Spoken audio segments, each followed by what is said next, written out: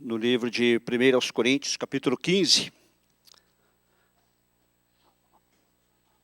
Nossos cânticos hoje estão muito voltados, muito centrados na pessoa de Jesus, o que Ele fez por nós. E eu gostaria que nós, nessa noite, pensássemos em algumas coisas bem básicas do Evangelho. Vou trazer uma mensagem simples, básica, mas necessária. Pai, nós te pedimos que fales conosco agora pela Tua palavra, a qual é viva e eficaz, e cumpra os Teus propósitos para os quais a enviares, em nome de Jesus. E o povo de Deus diz? Amém. O que é o Evangelho? Se alguém lhe perguntasse o que é o Evangelho, o que você responderia?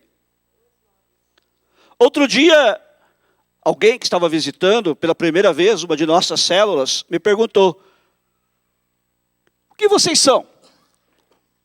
O que ela quis dizer é: em que vocês creem? O que vocês creem? Hoje nós falamos muito sobre ser evangélicos. A gente fala muito de música evangélica, conhecida no Brasil mais como música gospel. Mas nós realmente entendemos o que o Evangelho significa? Os cristãos têm uma ideia precisa do seu significado? A palavra em inglês para Evangelho, gospel, vem do anglo-saxão Godspell, que significa boas notícias.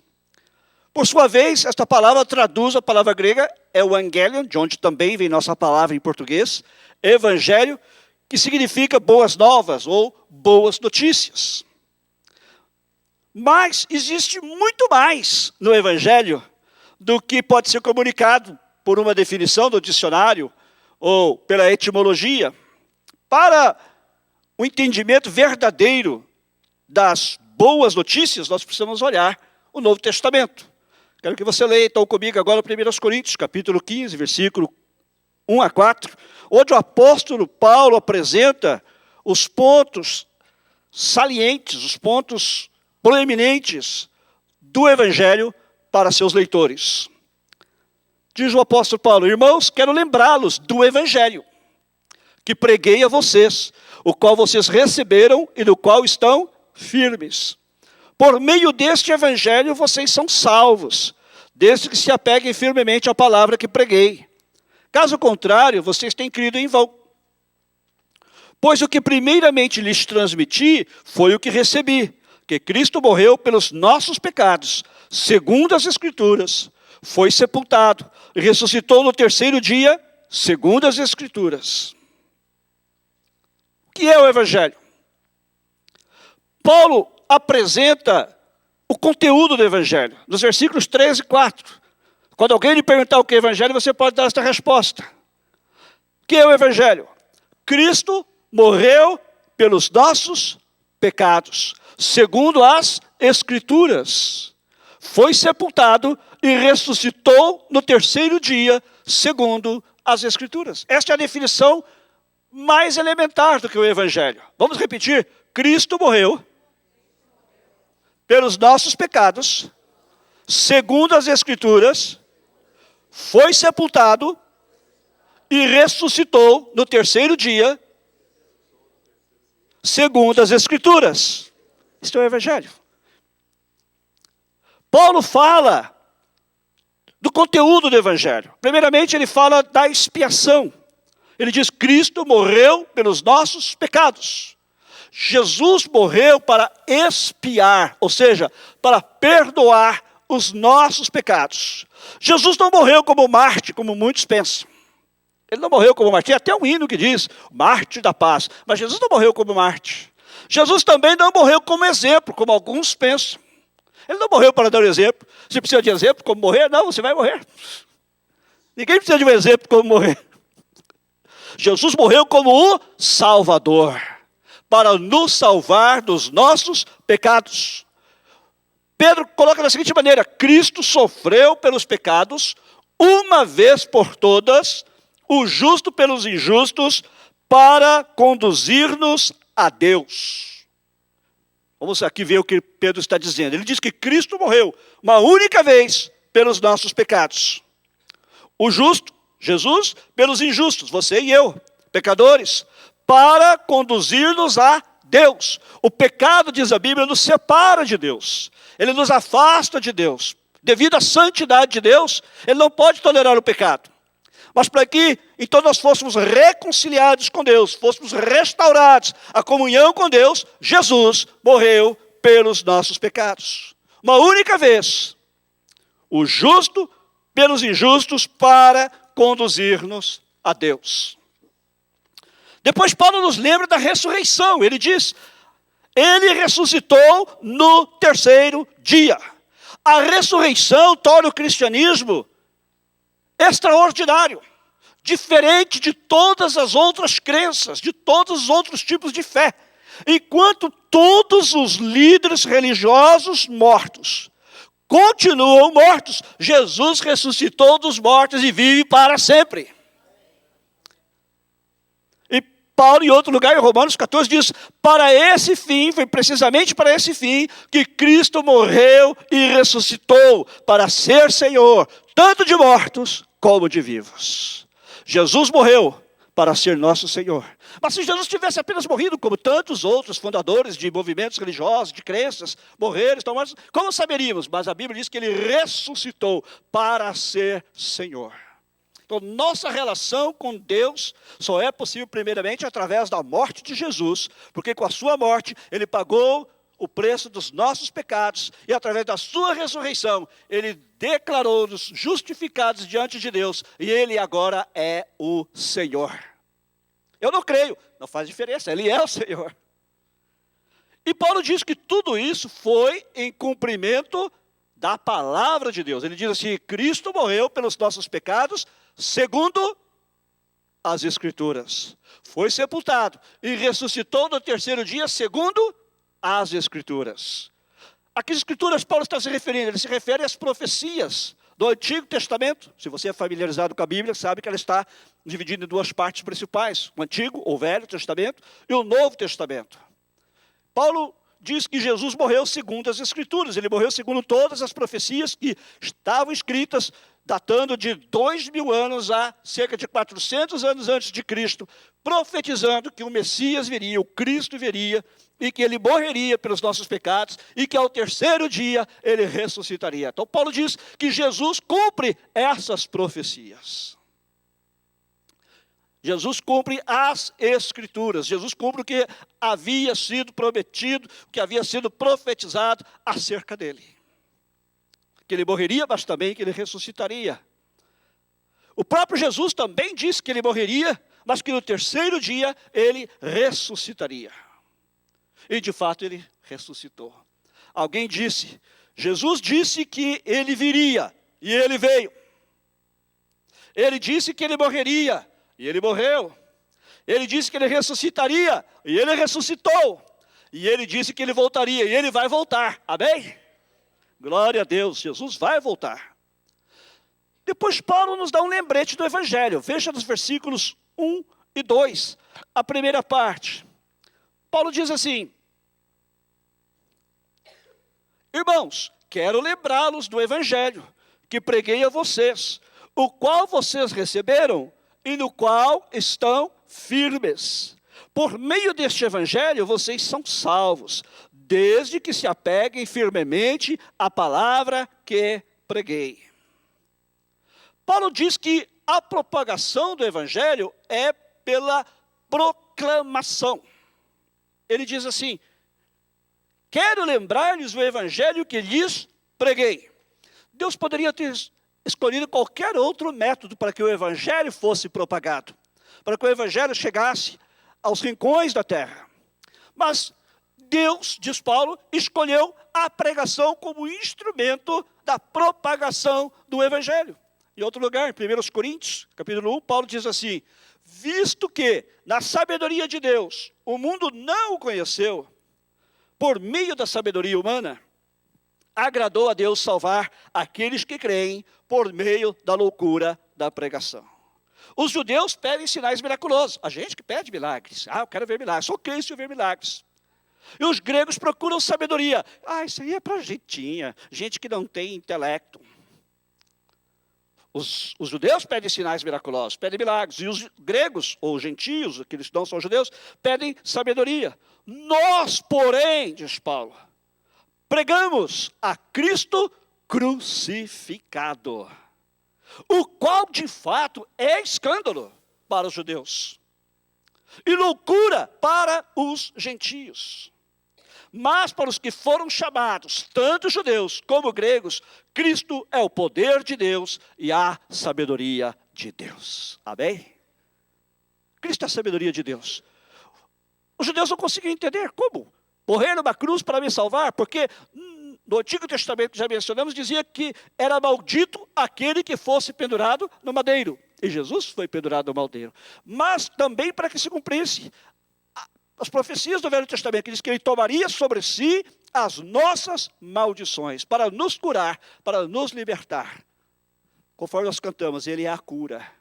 Ele veio para trazer a cura. Primeiramente a cura espiritual, a salvação eterna, mas também para nos restaurar como pessoas, em todos os aspectos, físico, emocional, espiritual.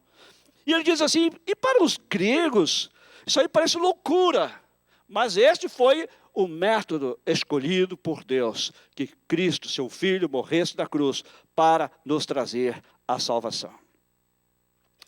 Nós temos nos últimos meses enfatizado o nosso desafio, 1+1. E que cada membro desta igreja é desafiado a trazer mais uma pessoa a Cristo neste ano de 2016. É um desafio, não é, gente? É um desafio. Aqui nesse país, há muita ênfase em crescimento de igreja. Muita ênfase. Eu estudei no Seminário Fuller e lá existem cursos e mais cursos só sobre essa questão de crescimento da igreja. Muitas técnicas, muitos métodos. Mas nesta noite eu quero revelar a você o segredo oculto, desde a fundação dos séculos, do crescimento da igreja. Sabe qual é o segredo do crescimento da igreja? É convidar pessoas. Muito simples. As igrejas que mais crescem são as igrejas que mais convidam pessoas. As igrejas que crescem são aquelas cujos membros convidam os colegas de trabalho, os colegas de escola, os vizinhos, os amigos, os familiares, e eles vêm, e eles ouvem o evangelho, essa loucura do que o Paulo falou, e se convertem. Foi assim comigo, foi assim com muita gente aqui, eu tenho certeza. Se foi assim com você, levante a mão, só para saber. Olha aí, não estou falando? Porque este é o método preferido de Deus, que você convide as pessoas. Você diz assim, eu talvez não saiba pregar, como Paulo, como o pastor Miguel, como outros. Não tem problema, você pode convidar. Você pode convidar as pessoas a virem aos cultos da igreja. E elas ouvem a palavra de Deus, e como Paulo declarou, e nós vamos ver isso mais tarde, ele diz assim, o evangelho é o poder de Deus para a salvação. E ao ouvir o evangelho, elas se convertem, como você e eu nos convertemos um dia. Você também pode convidar as pessoas para irem às células. E eu agradeço a Deus porque temos várias casas, inclusive novas casas estão se abrindo para realizarmos células durante a semana. Maneira também de nós trazermos nossos amigos, nossos convidados, para ouvirem a palavra de Deus. E ali também ter um encontro com Jesus. Este é o segredo do crescimento da igreja. É convidar e nunca desistir. Você nunca sabe qual será o resultado. Tem um irmão aqui, ele me contou que uma vez no trabalho ele encontrou um rapaz. E ele o convidou para ir à igreja. O rapaz era de uma religião, determinada religião. Ele falou, eu vou.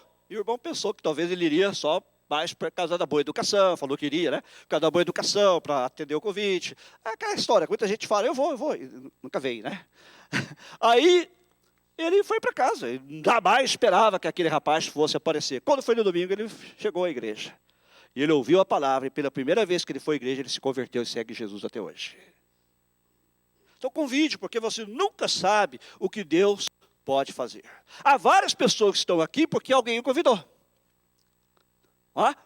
Muitos de nós que estamos aqui porque alguém nos convidou. Alguns de nós foram evangelizados pessoalmente, como eu fui. Mas outros não, simplesmente foram convidados para ouvir, não é verdade? E ouvir a palavra e assim nos convertemos. Deus escolheu salvar-nos pela loucura da pregação do evangelho. É assim que o evangelho se propaga, através da pregação. Paulo depois diz que a opção do evangelho é aceitação ou rejeição. Veja em seguida, ele diz assim, eu lhes preguei o evangelho, o qual vocês receberam. Não tem terreno neutro. Com relação a Jesus Cristo, não tem como você ficar indiferente. Ou você aceita o evangelho de Cristo, ou você o rejeita. Por não o aceitar, você já o está rejeitando. Jesus disse assim, aquele que não é por mim, é contra mim. Eu gosto muito de Jesus, mas eu segui-lo, então você é contra ele. E não sou eu que estou dizendo isso, é ele. Ou você é por ele, ou você é contra ele. O evangelho exige uma decisão. E depois Paulo diz, como eu já mencionei, que o poder do evangelho é para a salvação. Ele diz assim, por meio deste evangelho, vocês são salvos. Através do evangelho que somos salvos. Não existe outro meio. A salvação só nos vem através de Jesus Cristo. As pessoas às vezes fazem boas obras, elas são religiosas, elas se esforçam por ser boas pessoas, por ser bons cidadãos, etc. Tudo isso é bom, mas nada disso pode salvar-nos. Porque a Bíblia diz que as nossas boas obras, por melhores que sejam, aos olhos de Deus, elas são como trapos de imundície. Boas obras não salvam ninguém. Ninguém vai ser reconciliado com Deus e ninguém irá para a eternidade com Deus por boas obras. É somente através do Evangelho de Cristo. É somente quando você recebe a Jesus Cristo como seu único Senhor e Salvador que você é salvo. E é só por meio dele que você pode ser salvo. E Paulo diz, uma passagem que já citei em Romanos, ele diz, não me envergonhe do Evangelho, porque é o poder de Deus para a salvação de todo aquele que crê. E ele continua dizendo, é para a salvação daquele que pede sinais miraculosos, que pede milagres, e é também para a salvação daquele que acha que é uma loucura, mas é o único meio de salvação. Somente através de Jesus Cristo você pode ser salvo.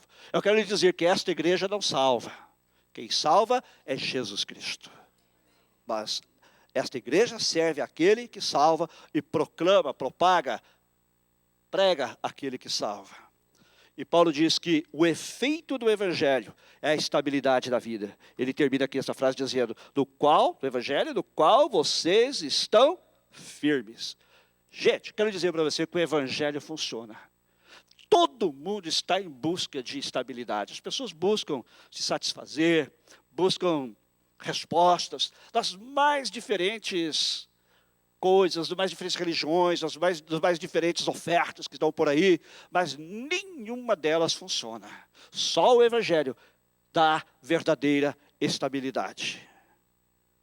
O Senhor tomou um avião até Chicago e chegando lá ele pegou um táxi para ir até downtown. E enquanto o táxi prosseguia o caminho, o farol, como diz o paulista, o semáforo, né, ficou vermelho. E o motorista de táxi avançou o farol vermelho. Passou o farol vermelho.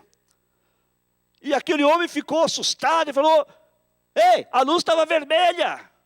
Você devia parar. E o motorista falou, eu sei, mas meu irmão faz isso o tempo todo.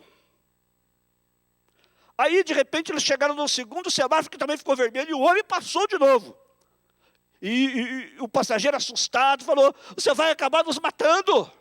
A luz estava vermelha. Por que você não parou? E o motorista falou para ele assim, não se preocupe, meu irmão faz isso o tempo todo. Aí eles chegaram na luz verde e de repente o motorista parou. E o passageiro assustado falou, a luz está verde, agora é hora de ir, por que você não passa? Ele falou assim, eu sei que está verde, mas você nunca sabe quando é que meu irmão vai passar. Às vezes, parece que o mundo todo está passando no vermelho e parando no verde, não é verdade? O mundo todo está passando no vermelho e parando no verde. Nós estamos constantemente tentando coisas para trazer estabilidade para as nossas vidas que não funcionam. Mas o evangelho funciona. Gente, o evangelho funciona. Ele é que traz verdadeira estabilidade à sua vida. É Ele que traz verdadeira felicidade. É Ele que traz verdadeira paz. Finalmente, Paulo fala sobre a advertência das condições do evangelho. Volte aí no versículo 2, o finalzinho. Paulo diz assim,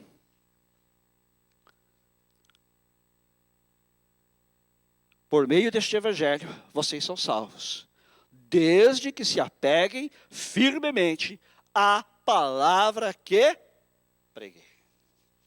Desde que vocês se apeguem firmemente à palavra que lhes preguei. Conta-se a história de uma missionária que foi para a China. Estava na escola de línguas dos missionários. Quem já foi missionário aqui sabe do que é que eu estou falando. Né? É o período de adaptação em que os missionários aprendem a língua do país onde eles vão servir. No primeiro dia de aulas, a professora entrou na sala e, sem dizer uma palavra, ela começou a caminhar no meio das fileiras de estudantes. Não disse nada. Apenas caminhou, depois voltou lá para frente e não disse absolutamente nada. Ela voltou a caminhar no meio dos estudantes, retornou para frente, e aí ela perguntou: vocês notaram alguma coisa especial em mim? E ninguém conseguia pensar em nada. Mas uma estudante levantou a mão. Falou assim: eu notei que a senhora está usando um perfume muito bom. O resto da classe riu.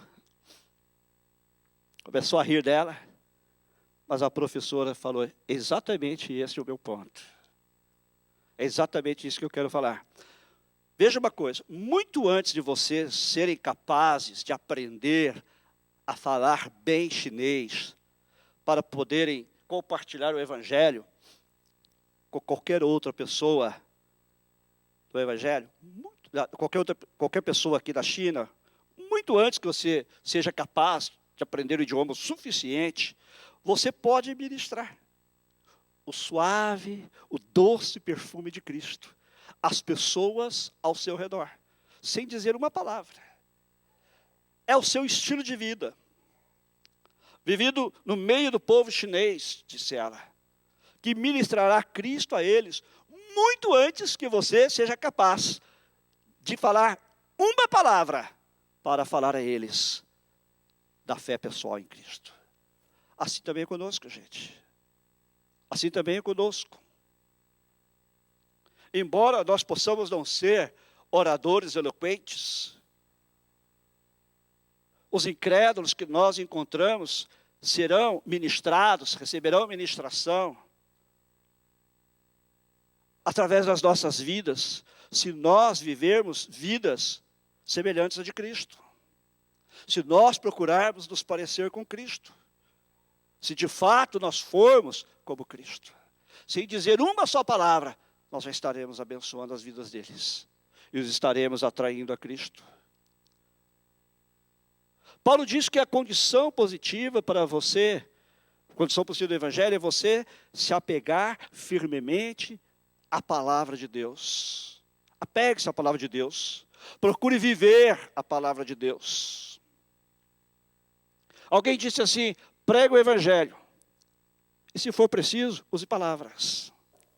Prega o Evangelho com a sua vida, com a sua atitude, com a sua conduta, com o seu modo de comportar-se. Nós não somos perfeitos e ninguém espera que nós sejamos.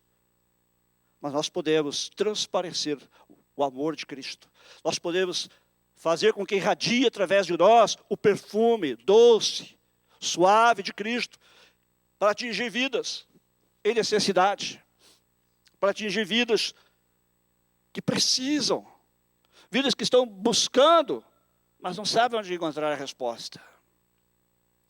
E depois Paulo diz que a condição negativa do Evangelho é não professar a fé insinceramente. Ele diz assim: olha, ou vocês se apegam firmemente à palavra que lhes preguei, caso contrário, vocês têm crido em vão. Infelizmente, há aqueles que professam uma coisa e vivem outra. Jesus disse que haveria tanto trigo como joio entre os seus seguidores. Aqueles que não professam a fé sinceramente, ele chama de joio. E eu tenho uma má notícia para lhe dar. Em toda a igreja tem joio, inclusive nesta. Foi eu que disse. Jesus também chama estas pessoas de hipócritas. Eu já falei outro dia sobre hipócritas, não quero demorar nisso aqui. Mas estes hipócritas dão ao cristianismo uma má fama. São eles que os responsáveis pela má fama que o cristianismo tem lá fora. Porque eles dizem que professam uma coisa, mas vivem outra.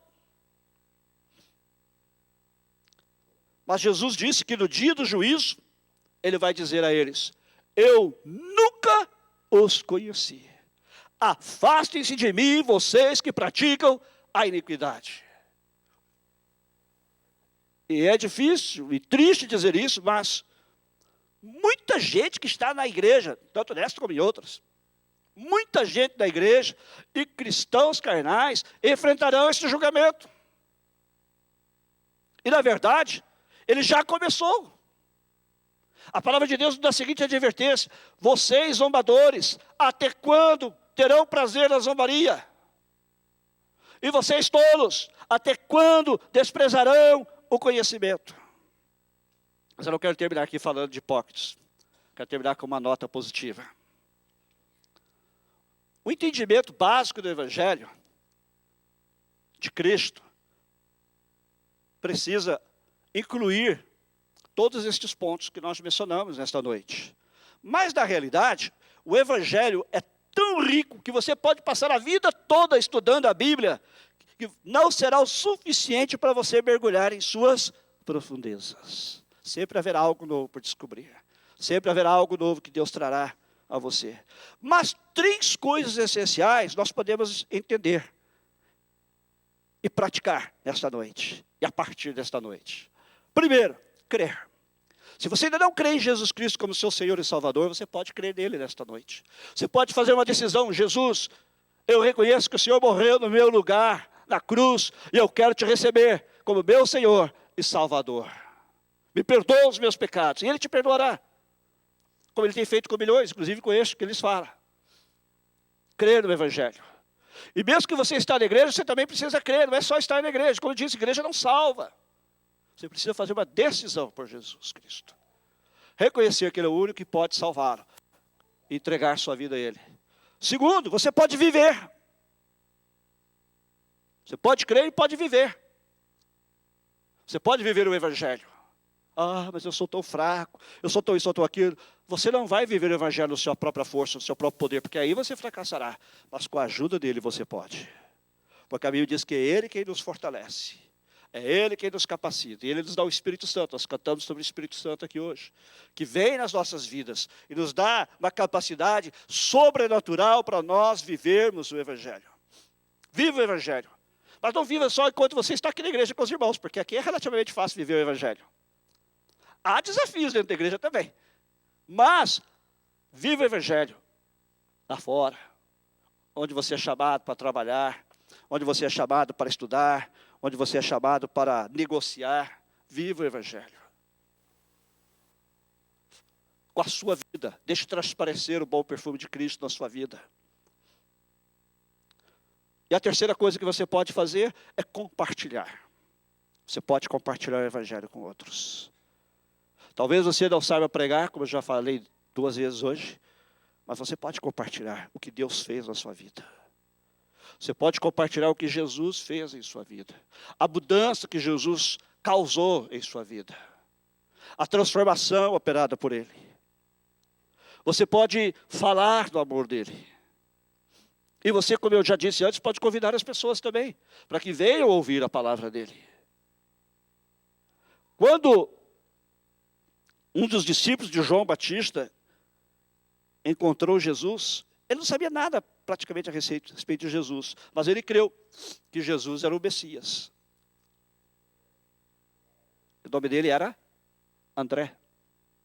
Ele não sabia falar de Jesus, tinha acabado de encontrar com Jesus, mas ele creu.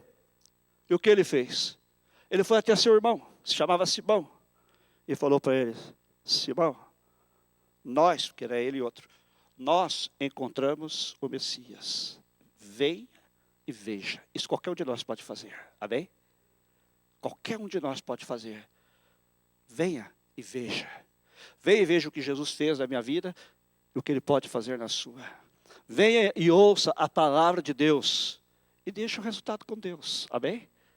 Que é Ele quem trabalha nos corações. Mas qualquer um pode dizer, venha e veja. Eu encontrei o Messias. Eu encontrei Jesus. Venha e veja.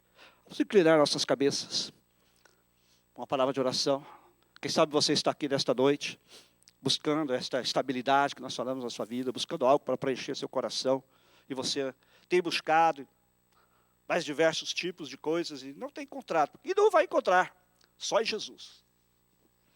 Você encontrará verdadeira paz, verdadeira satisfação e verdadeira razão de viver. E Ele está aqui nesta noite hoje para transformar a sua vida.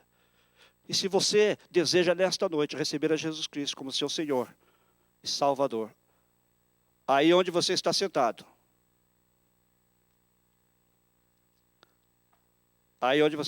eu peço que você levante a sua mão e diga, eu quero receber a Jesus. Amém, que Deus te abençoe, amém.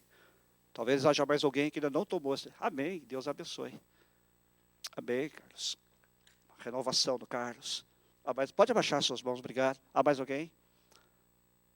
Ou talvez, quem sabe, você até já fez uma decisão por Jesus no passado, você por algum motivo se afastou dele. Mas nessa noite também você quer uma reconciliação. Se é o seu caso, levante a sua mão também, nós vamos orar por você também. Amém, Deus te abençoe. Agora eu quero fazer um outro desafio. Eu vou orar com vocês que levantaram as mãos, mas eu quero fazer um outro desafio para todos aqueles que querem viver o Evangelho. Que querem assumir um compromisso, não comigo, porque eu sou como você, também sou falho, mas com Jesus. Jesus, com a tua graça, com a tua ajuda, eu quero viver o Evangelho. Se esse é o seu caso, levante a sua mão e fale, eu quero fazer um compromisso nesta noite. Quero viver para Jesus. E eu quero viver com Jesus. Amém, amém. Deus abençoe suas vidas, podem baixar a mão. E agora um terceiro convite, eu quero saber, quem gostaria desta noite de assumir um compromisso e dizer, eu vou compartilhar o Evangelho. Eu não sei falar, mas eu vou compartilhar. Deus vai me dar um jeito. Amém, Deus te abençoe. Amém, amém. Se há mais alguém, pode levantar a sua mão. Amém. Vou pedir que todos nós fiquemos em pé, para orarmos juntos. Eu gostaria de convidar aquelas pessoas que levantaram a mão no primeiro convite para aceitar Jesus como Senhor. Vem aqui à frente. Vem aqui à frente. Quero orar com vocês. Carlos também, que levantou a sua mão, a senhora também, pode vir aqui. Só Jesus salva, só Jesus dá sentido às nossas vidas. Este é o passo mais importante da sua vida. Estou dizendo porque eu também tomei. A decisão mais importante da vida de um homem é aceitar Jesus. A segunda é casar, mas a mais importante é receber Jesus como Senhor e Salvador. Então vamos orar por vocês agora, ok? Vamos fechar nossos olhos. Amém, vem aqui, pode vir. Se alguém mais quiser vir à frente, pode vir. Mesmo aqueles que querem assumir o compromisso de viver o Evangelho, se quiserem vir aqui à frente, vamos orar juntos. E também aqueles que querem compartilhar, se quiserem, fique à vontade. Estenda a sua mão, vamos abençoar essas vidas. Vamos fechar os nossos olhos. Eu gostaria que você repetisse esta oração comigo, dizendo assim, Senhor Jesus, eu ouvi hoje o Evangelho. Eu ouvi tua palavra. E eu reconheço que sou pecador. Reconheço que tu morreste por mim na cruz. E neste momento, Jesus, eu me rendo a ti. Eu aceito o teu sacrifício no meu lugar, naquela cruz. Me perdoa os meus pecados. Me perdoa o meu passado. Me purifica. Eu entrego minha vida a ti. E te recebo como meu único Senhor e Salvador. Jesus, senta no trono da minha vida. E ser o dono da minha vida. O meu Senhor. E me ajuda a te servir com alegria daqui por diante.